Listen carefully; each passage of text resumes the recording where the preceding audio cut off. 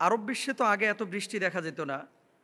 দুবাইয়ে বৃষ্টি হলো, সে সময় আপনি বলেছিলেন যে সব আমাদের কৃতকর্মের ফল, পাপের ফল। কিন্তু সোনার মদিনাতেও যে বৃষ্টি হচ্ছে, এ ব্যাপারে আপনি কি বলবেন? অনেকটা ঠ্যাস মেরেই প্রশ্নটা করা হয়েছে। দেখেন, সব সময় সব বৃষ্টি যে আযাবের, সেটা কিন্তু আমরা কোনো সময় বলি না। এবং মক্কা মদিনায় বৃষ্টিপাত যে আল্লাহ তাআলা আযাবের জন্য দিচ্ছেন, বা দুবাইয়ে বৃষ্টি হলেই যে আযাবের জন্য, দেখেন এই বৃষ্টির কারণে জমিন থেকে আল্লাহ তাআলা ফসল উদ্গরণ করেন বা বের করেন, উৎপন্ন করেন। আবার এই বৃষ্টি দিয়ে কিন্তু জমিনের ওপর আল্লাহ তাআলা বন্যা সৃষ্টি করেন। তো বৃষ্টি কখনো রহমত, বৃষ্টি কখনো হচ্ছে আমাদের জন্য পরীক্ষা, বৃষ্টি কখনো আমাদের জন্য আযাব গজব।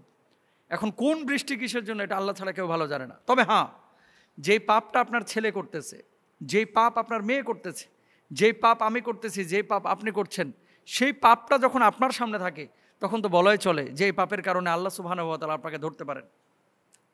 রাসূল আকরাম সাল্লাল্লাহু আলাইহি ওয়াসাল্লাম, এই যে সৌদি আরবের বা মক্কা মদিনায় বৃষ্টি হলেই অনেক সময় আমরা দুই একটা হাদিসের রেফারেন্স দিয়ে বলি যে কিয়ামত সন্নিকটে। আসলে এটা আমি আগেও বলেছি, আবারও বলি, কিয়ামতের আলামতের মধ্যে এগুলো একটা আলামত রয়েছে। যেমন রাসূল সাল্লাল্লাহু আলাইহি ওয়াসাল্লাম বলেছেন, লা তাকুমুস সাআ হাত্তা তাউদা আরদুল আরবি মুরুজা ওয়া আনহারা। ততদিন পর্যন্ত কিয়ামত সংগঠিত হবে না যতদিন পর্যন্ত আরব উপদ্বীপ, আরব উপদ্বীপ মানে শুধু সৌদি আরব না, কিন্তু এখানে বাহরাইন আছে, এখানে মনে করেন ওমান আছে, এখানে এই যে আপনার আশপাশের কুয়েত আছে, যে দেশগুলো, এই দেশগুলো যতদিন পর্যন্ত সবুজ শ্যামল না হবে ততদিন পর্যন্ত কিয়ামত হবে না। এখানে পানি উৎপাদন, মানে নহর উৎপন্ন হবে, খাল দেখা যাবে, পানির উৎসরণ বেশি ঘটবে, সবুজ শ্যামল বেশি হবে। আর যেই সমস্ত জায়গায় পানি বেশি, সেই সমস্ত জায়গায় সবুজ শ্যামল পরিবেশ বেশি, গাছ উদ্গীরণ বেশি, উৎপন্ন হয় বেশি, এটা তো স্বাভাবিক। তো রাসূল সাল্লাল্লাহু আলাইহি ওয়াসাল্লামের সেই হাদিসটি রয়েছে, কিন্তু সেই হাদিসকে এই বর্তমান সৌদি আরবের যে সবুজ শ্যামল হচ্ছে, এটার সাথে ইন্ডিকেট করে মিলিয়ে ফেলা, এটা সত্যও হতে পারে যে এই সবুজ শ্যামল কিয়ামতের আগে হচ্ছে, এটা কিয়ামতের আলামত। আবার আল্লাহ তাআলা যদি বলে বা সিদ্ধান্ত নেয় যে না, এই সবুজ শ্যামল আমি এমনি দিচ্ছি, কিয়ামতের আগে আবার করব, সেটা আল্লাহর সিদ্ধান্ত। এটা আমি আপনি স্পষ্ট করে কেউ কিন্তু বলতে পারি না, যেহেতু হাদিসে আছে আমরা আলোচনা করি। তো এখন সৌদি আরবে বা সোনার মদিনায় যে পানি হচ্ছে, বৃষ্টি হচ্ছে, এই বৃষ্টিটা আযাব না রহমত, এই বৃষ্টিটা আল্লাহ ভালো জানে। তবে মদিনা মুনাওয়ারায় আপনারা যারা গিয়েছেন আপনারা জানেন, মক্কাতুল মুকাররমা এবং মদিনা মুনাওয়ারায় ভাই পাপ নাই। যদিও আছে সীমিত, বড় কোনো পাপ ওই নিউ ইয়র্কের মতো, দুবাইয়ের মতো এই ধরনের কিন্তু আজেবাজে শরাব টরাব মক্কা মদিনায় কিন্তু আপনি পাবেন না। নাচানাচি মেয়েদেরকে নিয়ে এগুলো কিন্তু মক্কা মদিনায় আপনি পাবেন না। এই পবিত্র শহরের ব্যাপারে এই ধরনের চিন্তা চেতনা নিয়ে আসাও, এটাও আমাদের জন্য লজ্জাস্কর এবং মুমিন হিসাবে আমাদের জন্য এটা কোনোভাবেই উচিত হবে না। এবার আসেন আবু হুরায়রা রাদিয়াল্লাহু তাআলা আনহু থেকে বর্ণিত একটি হাদিস। তিনি কি বলছেন? তিনি বলছেন, লা তাকুমুস সাআ হাত্তা ইয়াকসুরাল মাল ওয়া ইয়াফিদা হাত্তা ইউখরিজার রাজুল যাকাতা মালিহি ফালা ইয়াজিদু আহাদান ইয়াকবালুহা মিনহু হাত্তা তাউদা আরদুল আরবি মুরুজা ওয়া আনহারা। পুরো হাদিসটা হচ্ছে এই, কিয়ামত সংগঠিত হবে না যতদিন না ধন সম্পদ এত বৃদ্ধি পাবে যে তা উপচে পড়বে। এমনকি মানুষ তাদের সম্পদের জাকাত বের করলেও তা গ্রহণ করার মতো মানুষ খুঁজে পাবে না, এবং যতদিন না আরব ভূমি সবুজ বাগিচা ও নদ নদীতে পরিবর্তিত হবে। তার মানে কি, আরবের সম্পদ আল্লাহ তাআলা এত বাড়িয়ে দিবেন যে জাকাত দেওয়ার মতো লোক খুঁজে পাওয়া যাবে না, জাকাত যে গ্রহণ করবে। সৌদি আরবে এখন যান না, সৌদি আরবে বাংলাদেশি মানুষদের আচরণ যেমন, অনেক আরবের আচরণ এখন এমন হয়ে গেছে। আগে খাবার প্রচুর নষ্ট করতে, এখন যায় দেখেন কি অবস্থা, চেটে পুটে খায় আলহামদুলিল্লাহ। ম্যাক্সিমামই আগে এত ফলো করতো না, আর এত অপচয় করতো আরব, এখন কিন্তু এত অপচয় করে না। আমি রিসেন্ট কথা বলতেছি, খুব বেশি দিন হয় নাই, আর আমি তো প্রতি বছরই সফর করি, এবং আপনারা যারা আরবে আছেন আপনারা নিশ্চয় দেখবেন, আগে খুব অপচয় করতে, এখন কিন্তু সেটা করে না। এবং গরিব বাড়ছে আরবে, গরিব ধনী যেমন বেড়েছে, গরিবও কিন্তু তেমন বেড়েছে। জাকাত নেওয়ার লোক বেড়েছে।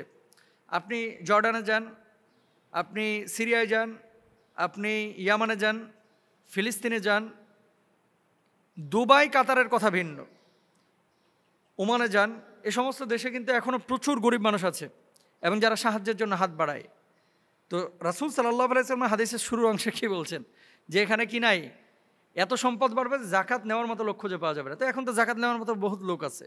তাহলে এটাকে কিয়ামতের আলামতের সাথে তুলনা করাটা আসলে আমাদের ঠিক হবে না। আর মক্কা মদিনার ব্যাপারে, মক্কা মদিনা হচ্ছে আমাদের কলিজার অংশ, হৃদয়ের অংশ। সবসময় মক্কা মদিনার ব্যাপারে, সোনার মদিনার ব্যাপারে আমাদের ধারণা হবে ভালো।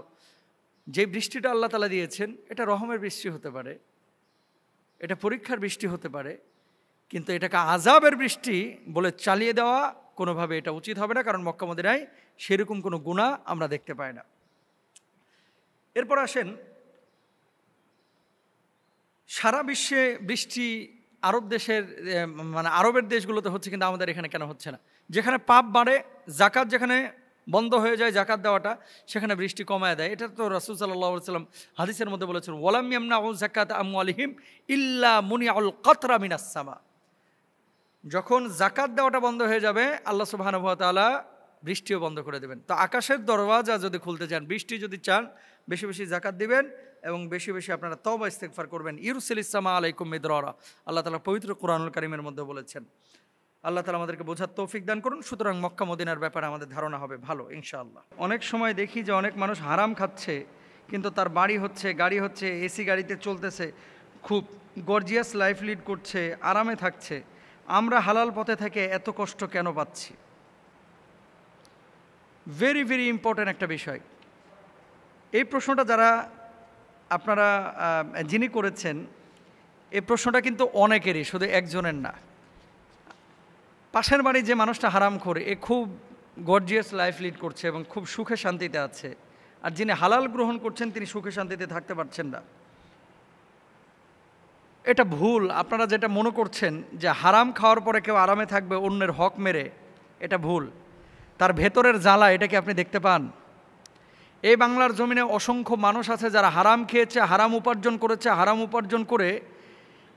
উপার্জন করে বাড়িতে আছে, কিন্তু আরামে থাকতে পারে নাই। এসি 26-এ দিয়ে ঘুম আসে না, 24-এ দিয়ে ঘুম আসে না। রাসূল আকরাম সাল্লাল্লাহু আলাইহি ওয়াসাল্লামের হাদিস আমরা পরে জানবো, তার আগে শুনেন। হালাল উপার্জনের মধ্যে আল্লাহ সুবহানাহু ওয়া তাআলা সব বারাকা রেখেছেন। হালাল উপার্জনের মধ্যে, হারামের মধ্যে কোনো বারাকা রাখেন নাই। হারামের মধ্যে কোনো বারাকা রাখেন নাই। ফাইদা কুদিয়াতিস সালাতু ফান্তাশিরু ফিল আরদি ওয়াবতাগু মিন ফাদলিল্লাহি ওয়াযকুরুল্লাহা কাসীরান লাআল্লাকুম তুফলিহুন। নামাজ যখন শেষ, জমিনে ছড়িয়ে পড়তে বলেছেন আল্লাহ সুবহানাহু ওয়া তাআলা, কেন? হালাল উপার্জনের জন্য। আচ্ছা, একজন রিকশাওয়ালা রিকশা চালায়, কামাচ্ছে মাসে 16,000 টাকা, তার শরীরে কোনো রোগ বালাই নাই, তার ছেলে মেয়েরা ভালো, তার বউ বাচ্চার সাথে সুখকর একটা পরিবেশ আছে, সেটা বেশি ভালো? নাকি আরেকজন 6 লক্ষ টাকা কামাচ্ছে, পুরো ফ্যামিলির সদস্যদের মধ্যেই রোগ বালায় একেবারে ভরা, ডাক্তারের পেছনে দৌড়াইতে দৌড়াইতে লাখ লাখ টাকা শেষ, পরিবারের সুখের কোনো অবস্থা নাই, সেটা ভালো? অবশ্যই আপনি বলবেন 16,000 টাকা ভালো। কেউ যদি মনে করে যে হারাম খায়া আরামে থাকবে, আল্লাহর কসম করে বলতেছি, হারাম খায় আরামে থাকা যাবে না। হারাম খাইবেন, আপনার ইবাদত কবুল হবে না। হারাম খাবেন, বউ বাচ্চার সাথে সুখের সংসার আপনি গড়তে পারবেন না। হারাম খাবেন, ছেলে মেয়ে দেখবেন কথা শুনবে না। হারাম খাবেন, স্ত্রী আপনার অবাধ্য হবে। হারাম খাবেন, সমাজের মানুষ আপনাকে হারাম খোর বলবে। আপনি রাস্তা দিয়ে হেঁটে যাবেন, আপনাকে মানুষ সালাম কালামা দিবে না ঠিক মতো। এরপর আসেন রাসূল সাল্লাল্লাহু আলাইহি ওয়াসাল্লাম কি বলছেন।